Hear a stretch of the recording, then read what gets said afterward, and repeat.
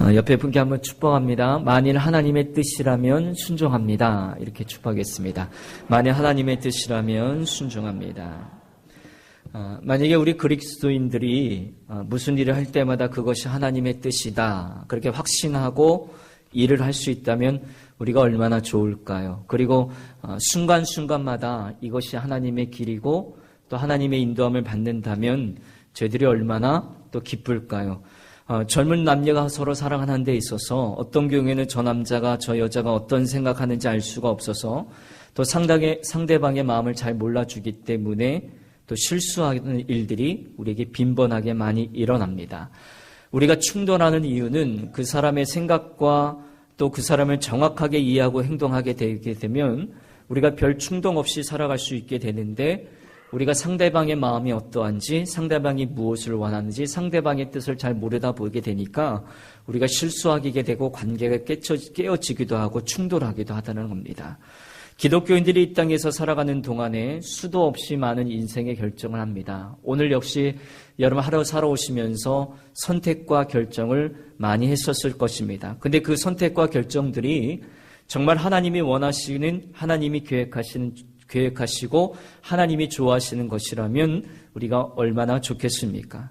어떠한 경우에는 우리가 선택하고 결정한 후에 그것이 하나님의 계획과는 전혀 무관한, 전혀 관계없는 우리의 선택과 우리의 뜻과 이런 것들로 이루어진 경우들이 많이 있습니다. 말은 내가 하나님의 뜻이라고 말하고 있지만, 그런데 실제로는 나의 행동은 그렇지 않은 일들이, 정반대의 일들이 벌어질 수 있더라는 겁니다.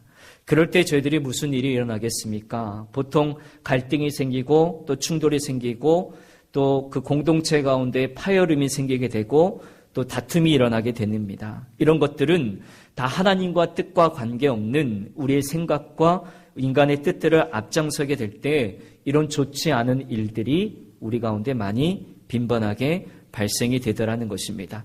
그런데 만약에 우리가 행한 이 모든 것들이 하나님이 원하시고 하나님의 뜻과 계획 속에 있는 것이라 한다면 거기에는 충돌이 없을 것입니다. 왜냐하면 아름답고 선한 결과들이 모든 것을 합력하여 선을 이루시는 하나님의 선하신 손길이 있기 때문에 우리가 살아가면서 하나님의 뜻을 구하고 하나님의 뜻을 알아서 행동하는 것이 굉장히 중요하죠. 자녀들도 마찬가지입니다. 우리가 자녀의 인생을 살아가고 또 부모의 인생을 살아가는 가운데 자녀들이 부모님들이 원하고 바라는 뜻이 무엇인가를 정확히 알게 되면 자녀들의 삶이 아름다워집니다. 또 부모에게 큰 기쁨이 됩니다. 얼마 전에 TV를 잠깐 보게 되니까 이제 ROTC 여자 대학생들이 훈련받는 장면들이 나왔습니다. 근데 남자도 받기 힘든 훈련인데 여자들이 이제 군복무에 지원하고 또 장교로 지원하여서 훈련을 받고 있는데 인터뷰하는 기자가 이렇게 묻습니다. 힘들지 않냐? 포기하고 싶은 생각이 들지 않냐? 이렇게 물으니까 그 ROTC 훈련받는 여대생이 이렇게 대답을 합니다. 제가 여기서 포기하는 것은 아마 부모님의 뜻이 아니라고 생각합니다. 그러면서 그 말의 의미가 담긴 의미는 뭐냐면 부모님의 뜻이 무엇이냐고 그 기자가 다시 묻게 되니까 이 여대생이 이렇게 말합니다.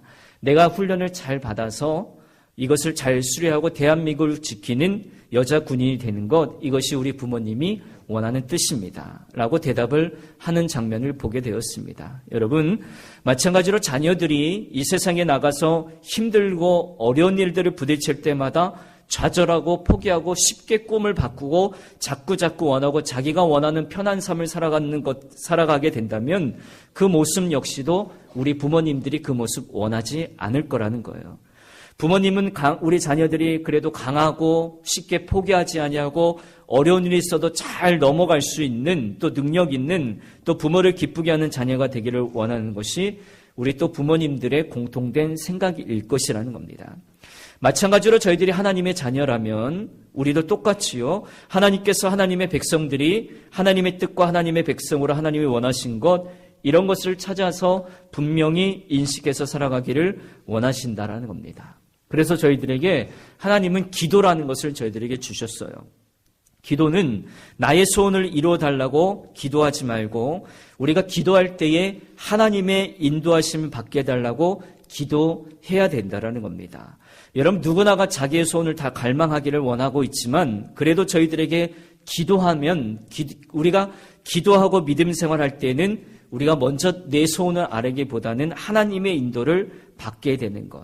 저도 마찬가지로 제가 소원하는 대로 되기를 갈망하던 때가 많이 있었습니다. 무조건 하나님께 신학대학원 한 번에 합격하게 해주세요. 목사고시 합격하게 해주세요. 좋은 교회 사역지 주세요. 좋은 아내 만나게 해주세요. 이런 내가 원하는 일들을 많이 갈망할 때가 있었습니다. 그러나 어느 날 갑자기 주님이 그 생각을 바꾸어 주십니다. 그리고 제 뜻이 이루어달라는 기도를 포기하도록 늘 만들어 주십니다. 물론 지금도 저의 소원을 위해서 기도하고 있지만 그 일들이 점점점 줄어가도록 하나님이 그렇게 만들어 주십니다. 이는 참 지혜는 하나님의 뜻이 이루어지는 것이지 내 소원이 이루어지는 것이 아니다라는 겁니다.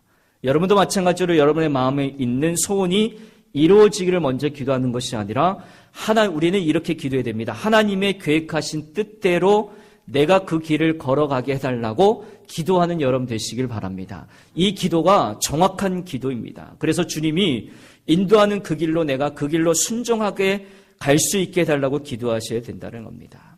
예전에 이제 예수원을 세우신 대천덕 신부님이 계셨어요. 근데 이 신부님은 가르치는 은사가 굉장히 탁월했던 신부였습니다. 그런데 가르치는 사역의 길은 점점점 막히게 되고 목회만 계속하게 하셨더라는 겁니다. 그래서 목회가 너무 힘들어서 가르치는 사역의 길을 열어달라고 또 기도하고 순간순간마다 하나님께 기도하고 기도를 하다가 어느 날 갑자기 기도가 바뀌었답니다. 주님, 이 목회하는 것이 주님의 뜻이라면 이왕 목회하는 거 내가 즐겁게 하게 해주시옵소서라고 기도하는데 그 순간 하나님이 웃으시는 것을 그분이 경험하게 되었다는 겁니다. 기도하는 가운데 성령의 감동으로 하나님이 웃으시면서 진작부터 그렇게 기도하지.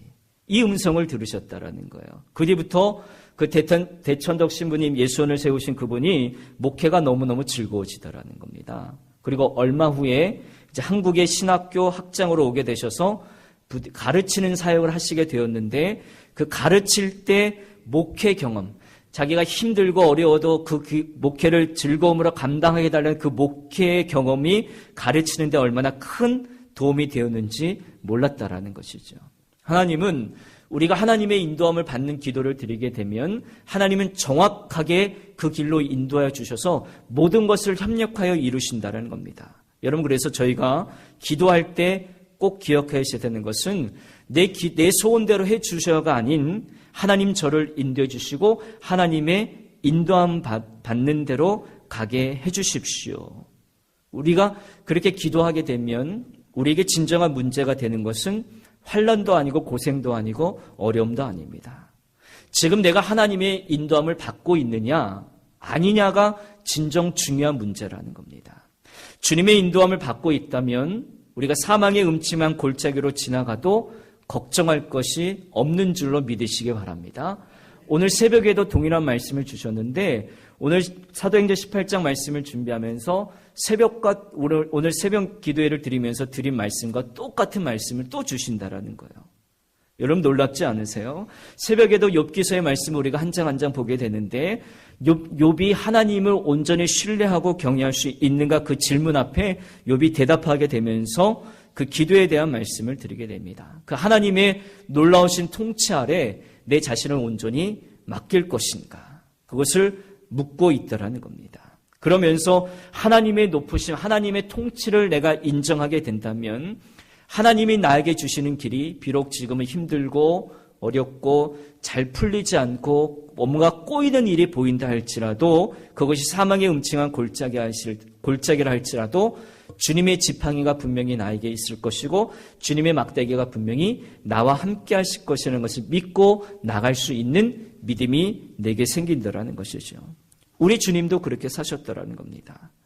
오늘 우리가 읽었던 본문은 굉장히 평범해 보이는 본문이겠지만 정말로 사도 바울의 모습을 통해서 하나님의 인도함을 받는 모습이 너무나 강하게 드러나는 본문이 오늘 본문인 거예요. 우리가 지난주에 말씀을 했을 때 고린도 사역에서 봤을 때 이제 1년 6개월 동안 사도 바울이 고린도에 머물면서 복음을 전하게 되었습니다. 근데 고린도에서 사도 바울의 마음이 너무너무 힘들었다고 그랬죠. 근데 왜냐하면 고린도는 우리가 지난주에 말씀드렸듯이 그 음란의 도시였고 지금 천안과 아산시만큼 굉장히 많은 인구들이 밀집되어 있는 대도시였는데 그곳에는 우상의 신들, 사람들이 향락의 밤, 그런 사람들이 많이 살았던 도시였기 때문에 사도 바울이 전도하는 것이 굉장히 힘들었다는 것이죠. 그래서 두려워서 떨었고 고린도에서의 전도의 확신이 사도 바울에게 없었습니다. 그러니까 오랫동안 전도해서 열매 맺을 것 같지 않을 것 같다고 그렇게 말하면서 모든 것들이 부정적으로 보이는 가운데 사도 바울이 기도하는 가운데 주님의 응답이 있었습니다. 그 말씀이 우리가 지난주 말씀에 봤듯이 여러분 9절과 10절 말씀 다시 한번 우리가 기억하기 위해서 다시 한번 읽겠습니다. 9절과 10절 읽습니다. 시작.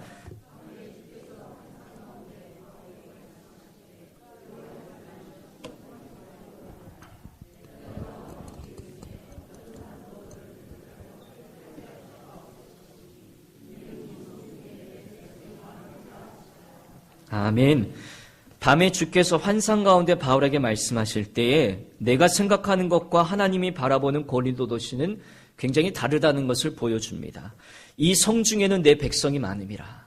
사도 바울 마음 가운데 확신의 마음을 주셨습니다. 그러니까 주님의 이 응답을 듣고 사도 바울의 마음을 바꾸어 주시는 것이죠.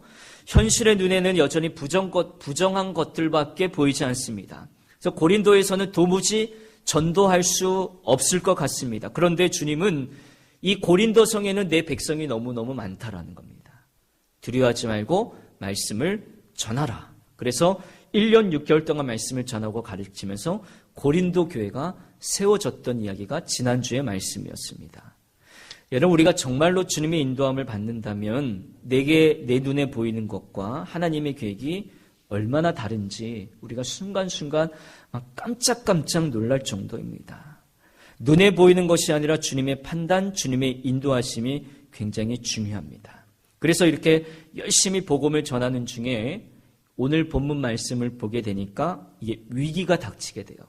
갈리오라는 새로운 총독이 부임하게 되었는데 유대인들의 특징 가운데 새 총독이 부임해 올 때에 그것을 이용해서 사도 바울을 총독에게 고소하는 거예요. 그리고 죽이려 했던 음모가 벌어지게 됩니다. 그래서 유대인들에게는 자기 율법외로 처벌할 수 있는 처벌권이 주어지는 자율권이 있었는데 그렇지만 사람을 죽일 수 있는 그 사형권은 유대인의 총독에게 있었더라는 겁니다. 그러나 유대인들이 굳이 총독에 가서 율법을 범했으니까 이제 사도 바울을 사형시켜 달라고 이제 부탁을 하게 됩니다. 근데 갈릴리 총독의 입장에서 보게 되면 이제 정치적이죠. 유대인들이 이제 다수를 차지하고 있는데 정치적인 이해관계를 이용하게 되면 그 유대인의 부탁을 거절하기 어려운 상황이었습니다. 그러니까 사도 바울 한 명을 죽이고 유대인들의 마음을 얻는 것이 갈리오에게는 훨씬 이득이죠. 갈리오도 유대인 총독이었으니까 마치 예수님을 재판한 빌라도 총독과 마찬가지였습니다. 빌라도는 그 예수님이 죄가 없음에도 불구하고 없는 줄 알면서도 불구하고 유대인들이 죽이라고 하니까 빌라도는 그 정치적인 계산으로 예수를 할 수 없이 십자가에 못 박는 그런 일들을 저지르게 되었습니다. 아마 사도 바울도 난감했을 거예요. 고린도에서 1년 6개월 동안 말씀을 전하면서 하나님께서 이 성중에 내 백성들이 많을 것이라 그렇게 말씀해 주셔서 주님의 응답 가운데 할 수 있는데 이제는 끝인가 보다. 내가 여기서 죽겠구나. 그런데 뜻밖의 결과가 생깁니다. 오늘 보면 15절과 여러분 16절 한번 보십시오. 한번 15절 16절 한번 읽어보겠습니다. 시작. 만일 문제가 언어와 명칭과 너희 법에 관한 것이면 너희가 스스로 치라라. 나는 이러한 일에 재판장 되기를 원하지 아니하노라 하고 그들을 법정에서 쫓아내니. 도무지 믿어지지 않는 일이 벌어진 거예요. 예상 외의 결과입니다. 갈리오 총독의 정치적인 사람이지만 어떻게 이런 판결을 내렸을까요? 그냥 그들을 쫓아내고 너희가 스스로 사도 바울을 처리하라. 이거는 이때 시대적인 상황으로는 도저히 일어날 수 없는 일입니다. 그가 어떻게 이런 판결을 내렸는가? 주님이 하신 거라는 겁니다. 고린도에서 계속 복음을 전하게 하시려는 주님의 뜻이 있으셔서 갈리오의 마음을 순간적으로 바꾸셨다는 겁니다. 그래서 뜻이 좌절당한 유대인들이 이제 회당장 앞에 모여서 누구에게 화풀이를 하게 되냐면 소스데네라는 사람이 있었는데, 이제 이 사람이 사도 바울을 회당장에서 말씀을 전할 수 있도록 자리를 내어주었던 사람이거든요. 근데 이 사람이 이제 소스데네를 잡아서 막 때렸습니다. 그만큼 유대인의 영향력에 대해서 신경 쓰고 있었다는 말인데, 유대인들의 요구를 겨정할 일이 정말로 신기한 일이었다는 겁니다. 어쩌면 사도 바울 대신 매를 맞았던 소스데네가 잠시 억울하고 괴로웠겠지만, 소스데네도 매 맞는 것이 복된 일이었습니다. 마치 구레네 시몬이 그 예수님의 십자가를 억지로 그 십자가를 지게 되었지만, 그 구레네 시몬이 그 억지로 십자가를 지고 헌신함으로 말미암아 그 가정이 복을 받았던 것처럼, 그리고 그 일가가 다 구원받고 초대교회의 훌륭한 지도자가 되었던 것처럼, 소스데네도 마찬가지로 고린도전서 1장 1절에 보게 되면 바울과 형제 소스데네라고 이렇게 통역해 주고 있습니다. 그것은 동역자라는 것을 말씀해 주고 있죠. 바울과 동역하는 영광스러운 사역자가 되었음을 성경에서 기록해 주고 있습니다. 그날 소스데네가 사도 바울을 대신하여 매를 맞는 일을 계기로 그때부터 바울과 동역자의 반열에 서서 그가 존귀한 자로 세워짐을 받게 되었다는 겁니다. 여러분, 우리가 예수 믿는 것 때문에 여러분 어려움을 당한다면 우리가 어떤 믿음이 있어야 되는가? 마음으로는 정말로 기뻐할 일이 있어야 됩니다. 다른 것이 아니고 단 하나, 내가 예수 믿는 것 때문에 힘들고 어려운 핍박이 내게 있다면, 내가 손해볼 일이 있다면 그것이 여러분 복인 줄로 여러분 믿으시길 바랍니다. 왜냐하면 눈에 보이는 것이 아니고 하나님의 인도하심을 저희가 따르면 되더라는 거예요. 소스데네도 매맞는 것이 어렵겠지만 그 일들이 다 하나님의 인도하심을 믿었기 때문에 소스데네도 그 사도 바울 대신 매맞는 것이 그에게는 기쁨이 되고 감사가 되었다는 겁니다. 하나님의 인도하심을 길을 따라가는 것이 여러분 복된 길이라는 겁니다. 여러분, 그렇다면 우리가 어떻게 하나님의 인도함을 받을 수 있을까? 그러면 우리가 진정으로 하나님의 인도하심을 갈망하는 자가 되어야 된다는 겁니다. 여러분, 누구나가 하나님의 인도함을 받을 수 있다는 겁니다. 문제는 정말 하나님의 인도함을 원하느냐는 것이 내 마음에 있느냐는 거예요. 사도 바울이 고린도에서 떠나서 이제 갱그리아로 들어가게 되는데 거기서 서원이 있어서 갱그리아에서 머리를 깎습니다. 옛날 성경에 보면은 삭발을 했다 그래요. 그리고 에베소서로 갑니다. 그리고 사도 바울이 하나님께 어떤 서원을 했는지는 정확히 본문에 나타나 있지 않지만 그 심정이 어떠한가는 저희들이 알 수가 있어요. 여자분들이 보통 이제 미장원에 가서 머리 스타일을 바꾸게 되면 이제 심경의 변화가 있다는 것이죠. 사도 바울도 머리를 깎았다는 이유는 몸과 마음에 단단히 굳게 묻었다라는 거예요. 몸과 마음에 간절한 갈망이 있었다라는 겁니다. 뭔가 심경에 변화가 있었다라는 겁니다. 여러분, 우리가 전도 여행을 하다 보게 되면 그것을 이 심정을 잘 깨달을 수가 있어요. 우리가 국내 전도 여행을 하거나 해외 나가서 선교 봉사를 하거나 어떤 일 할 때 주님 저희 길을 인도해 주옵소서라는 그런 갈망함이 사도 바울에게 있었다는 겁니다. 그러니까 사도 바울이 1차 전도 여행 때 이제 사울이 바울의 이름을 바뀌게 되고 큰 결심을 하게 되고 바울이 순간순간마다 하나님의 인도하심을 얼마나 갈망했는지를 알 수 있는 대목을 저희들이 밟게 됩니다. 그렇게 믿어지더라는 것이죠. 하나님 제 길을 인도해 주시고 하나님이 인도해 주시지 아니하면 한순간이라도 하나님이 나와 함께 하시고 내 길을 인도해 주시지 않는다면 저는 절망할 수밖에 없습니다. 어떤 어려움이 있어도 주님이 저를 인도해 주신다면 저는 편안합니다. 하나님 저를 떠나지 아니하시고 언제나 제 길을 지켜주시고 저를 인도해 주옵소서. 이 기도가 사도 바울의 마음 가운데 있었다라는 겁니다. 사도 바울이 그래서 에베소서에서 이제 가이사랴로 갈 때 에베소 사람들이 사도 바울을 붙잡아요. 여기서 더 우리와 머물게 해달라고. 근데 사도 바울이 그 에베소 사람의 요청을 거절하며 이렇게 말합니다. 만일 하나님의 뜻이라면 내가 다시 돌아오겠습니다. 만일 하나님의 뜻이라면 그 말씀 사도 바울이 한결같은 태도였다라는 거예요. 사도 바울의 그 삶의 원칙이었다는 거예요. 만일 하나님의 뜻이면 내가 돌아오겠습니다. 사도 바울은 자신의 생각, 자신이 좋고 싫은 것, 자신의 감정, 자신의 계획을 이미 십자가에 다 못 박았던 사람입니다. 사도 바울에게는 오직 하나밖에 없습니다. 그 마음의 갈망함. 내가 하나님의 뜻, 그거 하나밖에 없다라는 것이죠.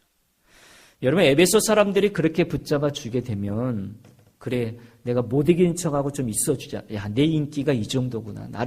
사람들이 나를 이렇게 찾아주는구나. 라고 속으로는 좋아하면서 못 이긴 척하면서 그래 있어주자 그렇게 할 만할진데 그는 떠남게 되었거든요.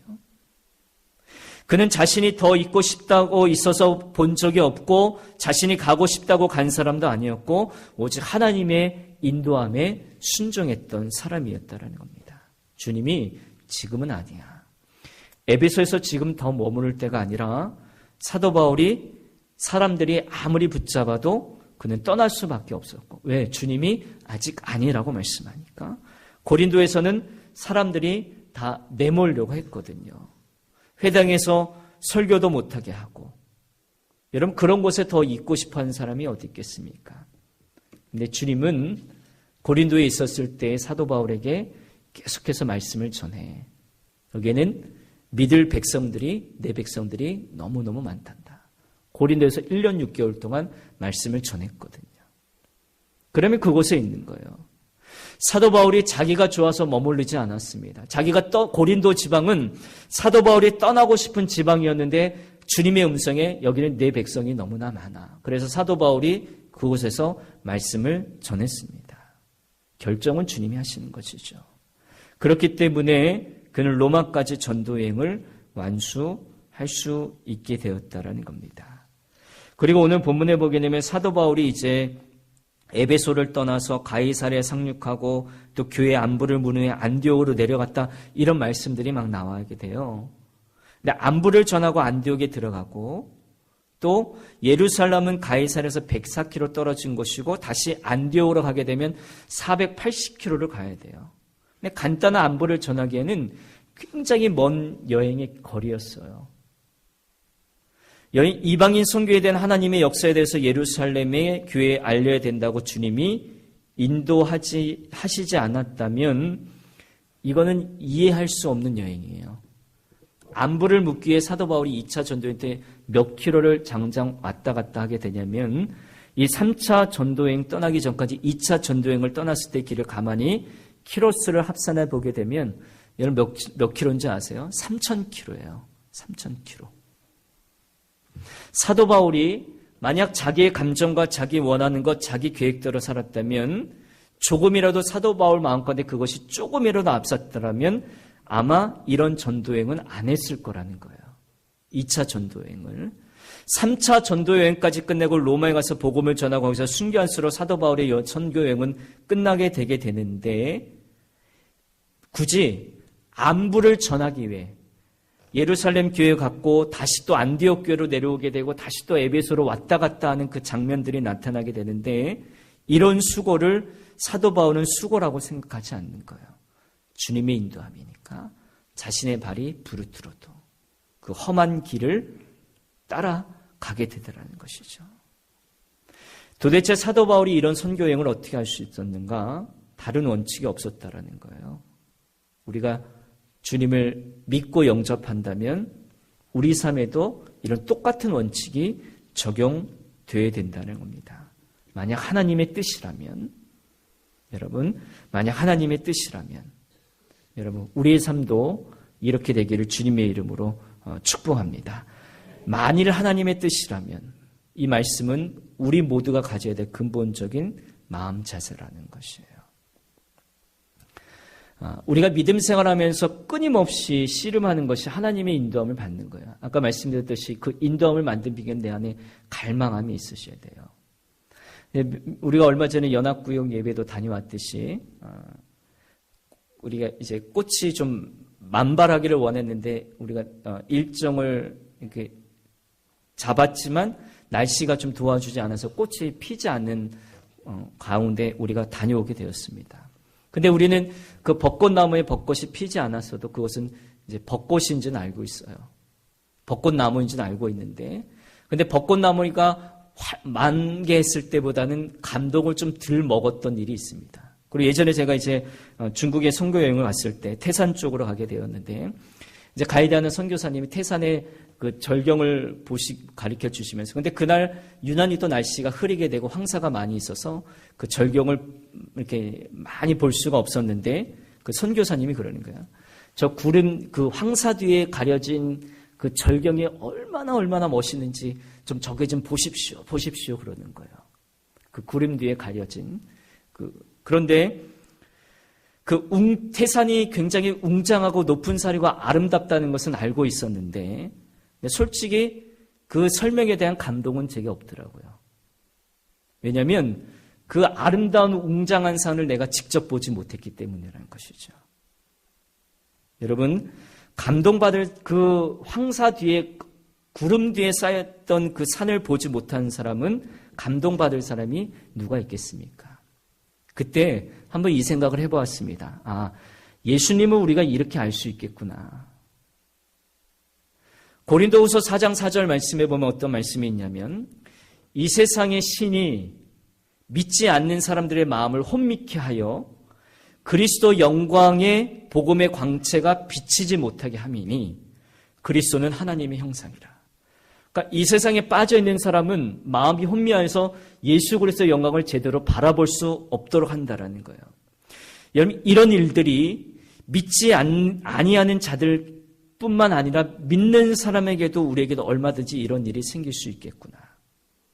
눈에 보이는 세상이 우리 눈을 가려가지고 임마누엘 하시는 예수님을 보지 못하도록 만드는 일들이 우리에게 얼마나 많겠습니까? 예수님을 얼마든지 믿고 볼 수 있는데도 우리가 못 믿는 겁니다. 예수님을 믿는 성도들도 똑같다라는 겁니다. 우리와 함께 하시는 그 예수님을 막연하게 여러분 믿지 않습니까? 성경에 나오는 그 예수님, 천국 가서 만날 그 예수님이 실제로 지금 내 안에 계신데도 말입니다. 여러분, 이보다 더 놀라운 일들이 어디 있겠습니까? 그런데 사람들은 예수님을 다 믿는다고 그럽니다. 그런데 내 안에 계시는 그 예수님을 믿고 내가 하나님의 인도함을 받는다고 그러면서도 우리는 기분 하나가 잘 안 바뀌어요. 어쩔 때는 굉장히 짜증을 잘 내고 또 힘들고 슬픈 이 기분 하나도 안 바뀔 때가 많습니다. 성질도 잘 안 바뀌어요. 성품도 잘 안 바뀌고 불평과 원망 하나도 잘 안 바뀝니다. 그러면 예수님이 내 안에 계신다는 믿음은 도대체 뭐고, 여러분 내 성질, 기분, 불평, 원망 하나도 안 바뀌는 것은 도대체 뭡니까? 여러분, 제가 태산에 가 있으면서도 그 태산에 대한 감동이 제게 없었습니다. 왜? 황사로 가려져 있으니까.